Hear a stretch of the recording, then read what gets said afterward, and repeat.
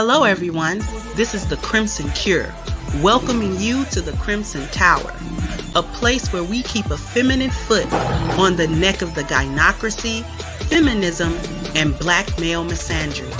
So go ahead, pull up a chair, stay a while, and listen.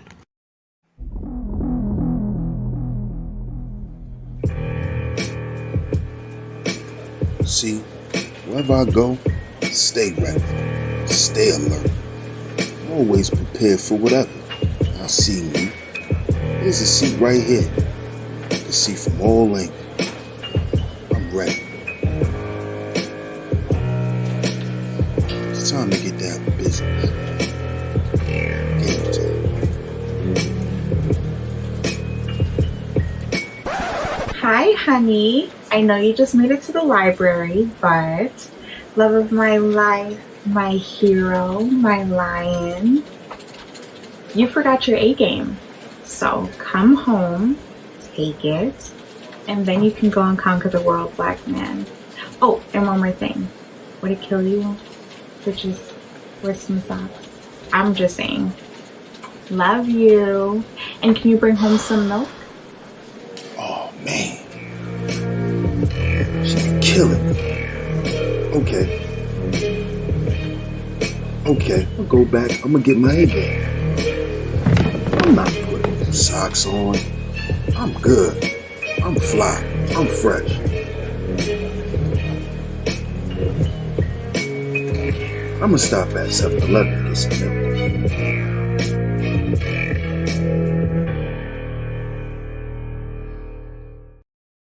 Hey there, my Crimsonites, and welcome to the Crimson Cure channel. I am your host, femininity coach, and author of the Crimson Cure, and this is my perspective. So I'm going to read you guys a story, and then I'm going to come back with that perspective.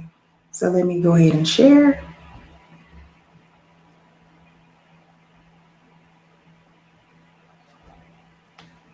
Okay.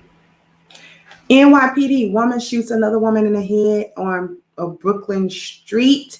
I'm going to go ahead and show the video. The shooting took place right here on Franklin Avenue, right outside this building. The victim, Delia Johnson, was shot. It happened while people were out here. I spoke to the victim's mother. She is distraught and doesn't know why her daughter was killed. Now, there is surveillance video. We're going to show it to you, but we warn you it's graphic, and that's the reason why we are not playing the entire clip. But take a look. According to police, on Wednesday at a little bit after 9:30 p.m., 42-year-old Delia Johnson was shot in the head, and you see just that in the video. You can see a woman pulling up in a white car. She gets out, walks up behind Johnson, and shoots her in the back of the head like nothing. She then returns to her car and drives away. The suspect is described as a woman in her mid-20s, heavy build, long blonde hair, and was last seen wearing a black long-sleeve shirt and black tights. Now, the victim's mother says she doesn't know why this happened. She tells us Johnson never had any issues with anyone. She also told me that she knows the woman who pulled the trigger. In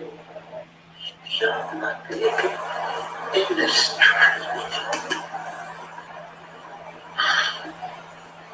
she used to come to my home. She used to eat in my house. I can't put it together. I don't understand that kind of violence. I don't understand this kind of violence today. Now, Johnson leaves behind a teenage daughter. Now, Miss Berry, her mother tells us that she doesn't hate the suspect, that she's actually praying for her. Now, anyone who has information on the suspect is asked to call Crime Stoppers. That number is 1-800-577-TIPS. We're live in Brooklyn tonight. I'm Jessica Formoso, Fox 5 News. Lori, back to you.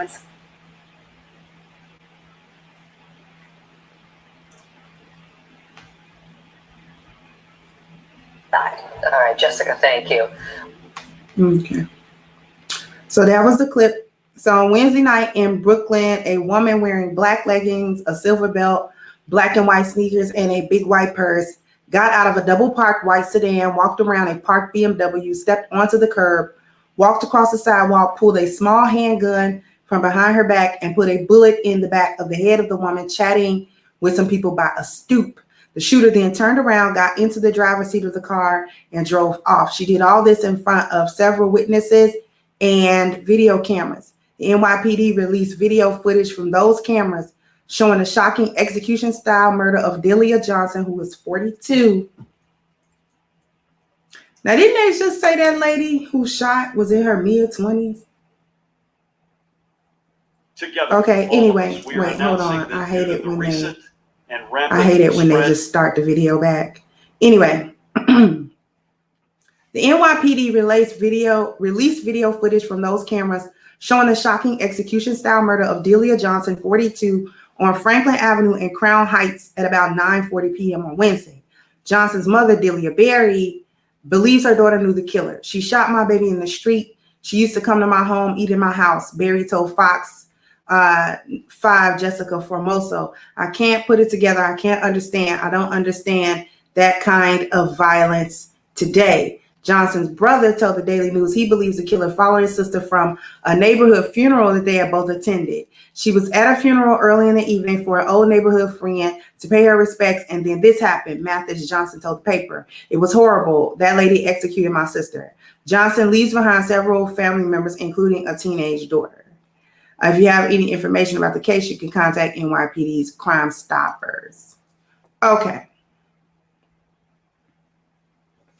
So the first thing that I want to say is condolences to the family of the victim. That was pretty much an execution. It was just point blank range. You know, I'm determined to do this. I'm going to do this.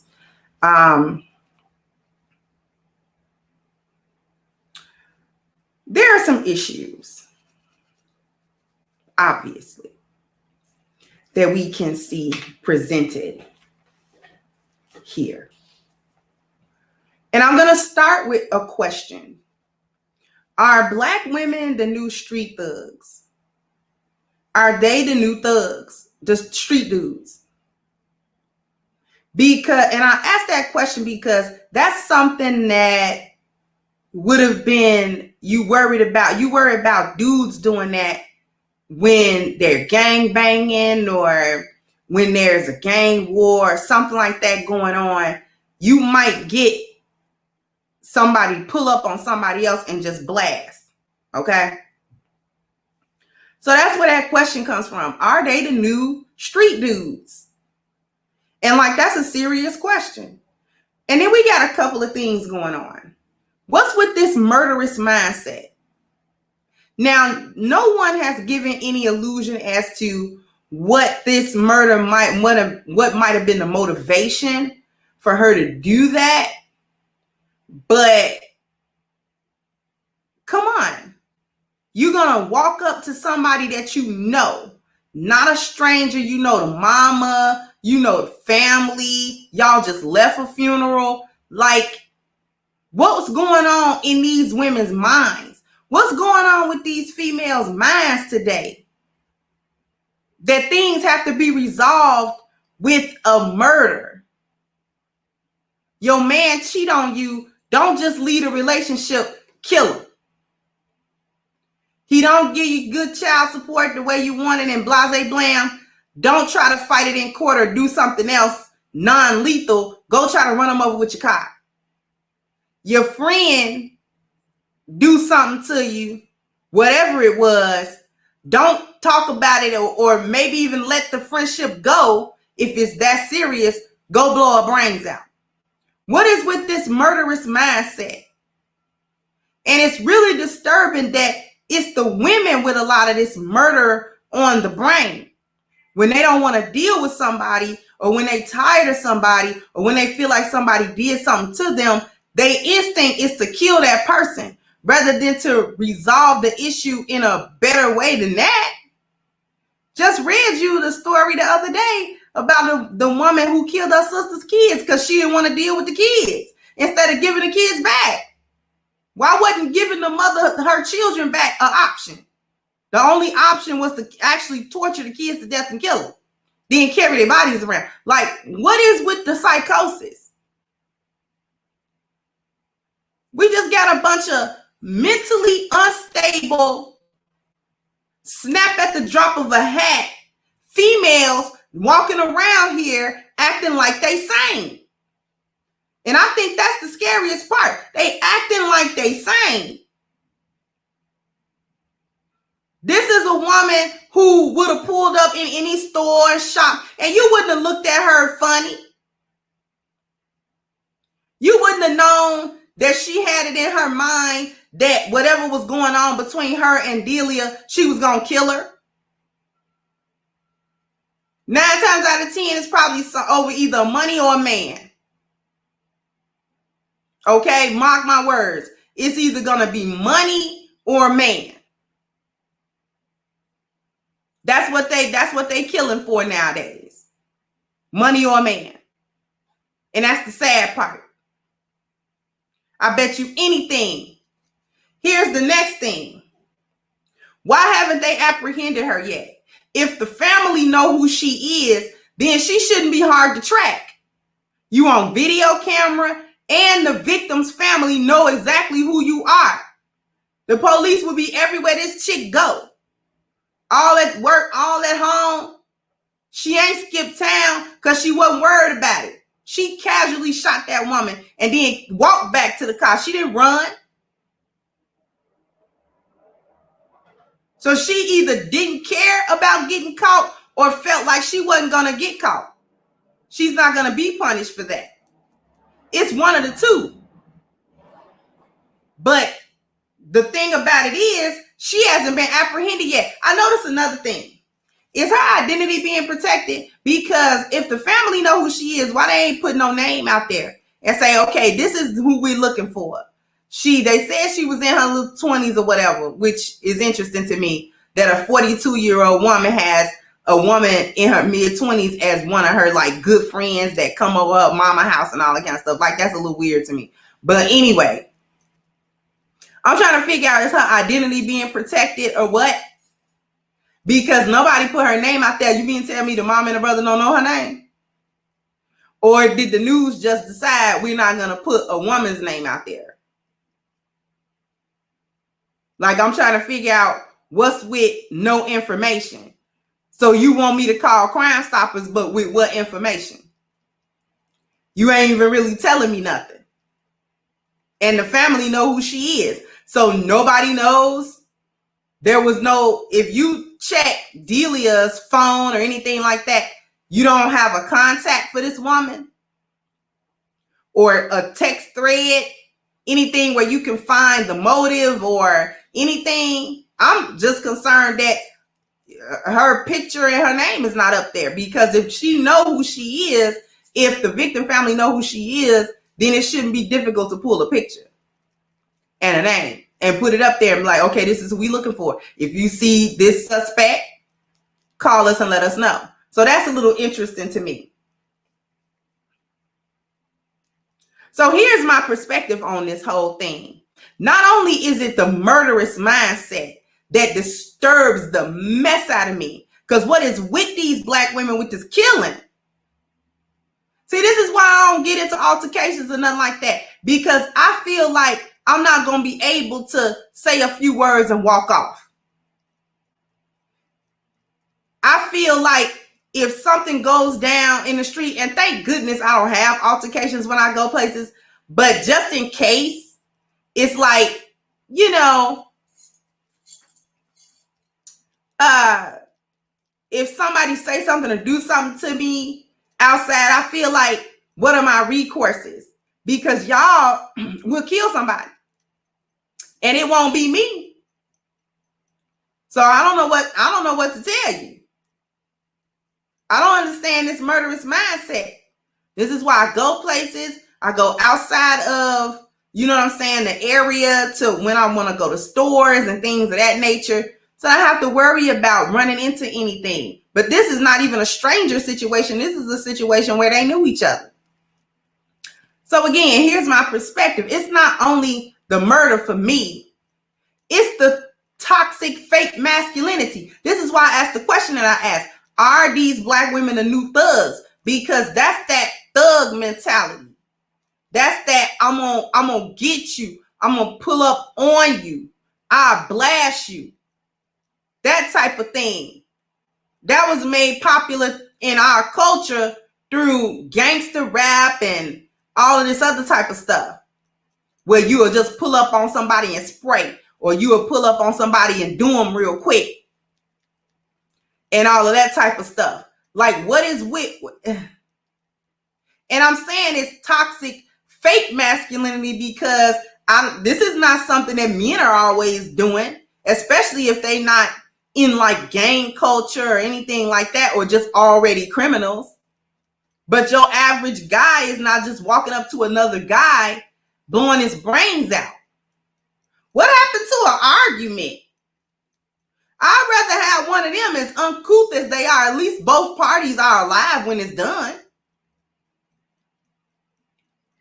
I'm trying to figure out what is with the type of mindset also that is like, well, I'm not going to get caught, or I don't care if I get caught. Because what I'm going to do is I'm going to do this act, and then I'm going to do it so casually where it's like, hey, I don't care if it's surveillance cameras. I don't care if it's people around. I don't care, you know what I'm saying, about being caught or being identified.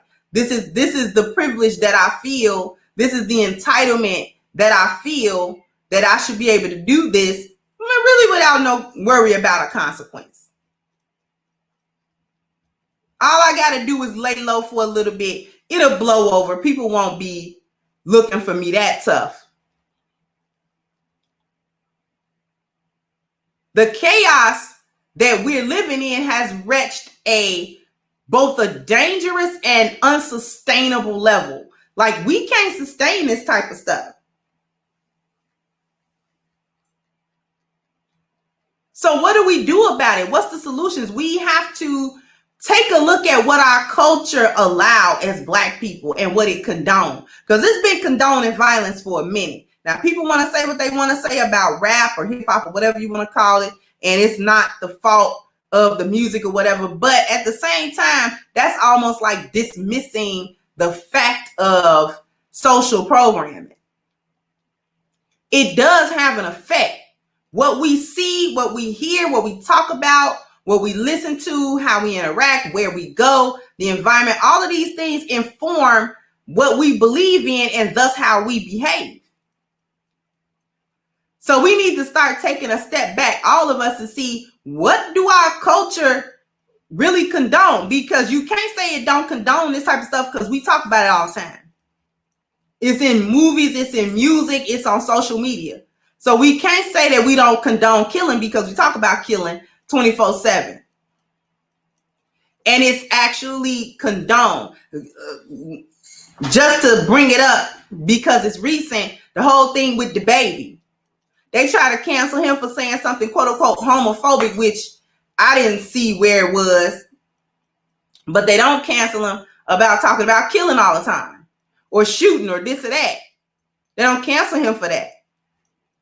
Because our culture condones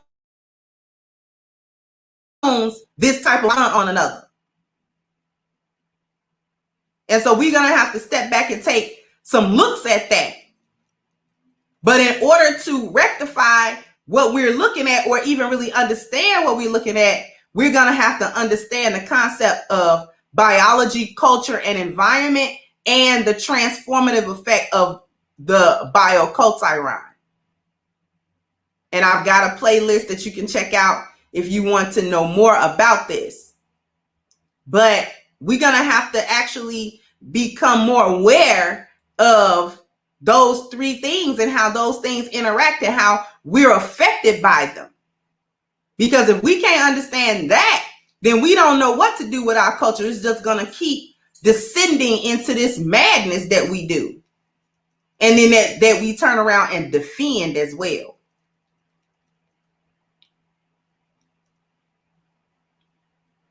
So, you know, if I were to counsel you guys that are listening to me, I would take some good time out to talk to my children about this pull-up culture and this violence and all of this type of thing and talk about stuff like this because they're going to hear about it anyway. Burying your head in the sand doesn't help them. So start talking to them about this violence, about vetting their friends. You know, watching how you treat people, how you talk to people, because you don't know how unstable these people are. These people are crazy out here. They're crazy. I don't care if you know them or think that you know them. You don't know what people have, what has sent them to the edge. And then you become a victim of them being on the edge. So I would definitely talk to my children and any young people around me about this sort of thing, just to make sure that they understand how to protect themselves out here. And getting all on social media, getting all on beefs, saying whatever to people, especially people that live in your city. If you're not about that life, I suggest you be quiet, because you don't know how people feel and whether they pulling up or not and what they gonna do once they get there. Okay. All right. So sound off in the comment section. You know, are Black women the new street thugs with this type of behavior? You know, and does our culture really condone this type of behavior? Sound off in the comment section for me. Like, share, and subscribe to the channel if you have not. Once again, I'm your host, The Crimson Cure, and this was my perspective. Bye-bye, Crimsonites. Hey guys, please like, share, and subscribe to the channel and hit the notification bell. And if you've got more to say on the topic, leave a comment down below. Also, don't forget to support our sponsor, who so graciously supports this channel by clicking the description box and the link for A-Game at agameherbal.com. You can go ahead and get a 10% discount off of your next purchase using the code Kendra10. This has been yet another Crimson Cure production, and I'll catch you guys on the next one.